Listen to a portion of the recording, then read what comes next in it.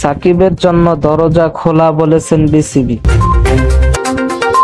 প্রথম টি-20তে শ্রীলঙ্কার বিপক্ষে বড় ব্যবধানে হেরেছিল বাংলাদেশ।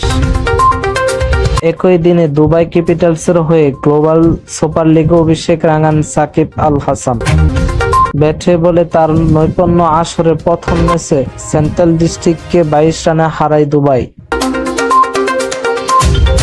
ম্যাচে ব্যাট হাতে 37 বলে 58 রানের ইনিংস খেলেন সাকিব। বল হাতেও ছিলেন অনন্য। মাত্র 13 রান খরচায় 4 উইকেট তুলেছেন তিনি। ফ্র্যাঞ্চাইজি লিগে সরব উপস্থিতি থাকলেও বেশ অনেকটা সময় ধরে জাতীয় দলের বাইরে আছেন সাকিব। দেশের জার্সিতে অনেকেই তার শেষটা দেখে ফেলেছেন। অবশ্য বিসিবি পরিচালক ইফতেখার রহমান মিঠু জানালেন, সাকিবের জন্য জাতীয় দলের দরজা সবসময় খোলা।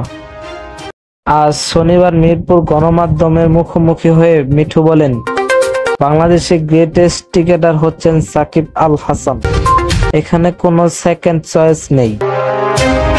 তার জন্য দরজা সবসময় খোলা। এটা নির্বাচক ও টিম ম্যানেজমেন্টের উপর চিন্তা করছে তারা। পরে সাকিবের ফেরা নিয়ে মিঠু বলেন, আগে কিভাবে চলেছে জানি না, কিন্তু এখন বর্তমান সভাপতি পুরো দায়িত্ব ক্রিকেট অপারেশন টিম ম্যানেজমেন্ট ও নির্বাচকদের উপর দিয়েছেন। তাদেরও নজর এসেছে, যেটা দেখা হবে তারা অবশ্যই এই ব্যাপারটি দেখবে।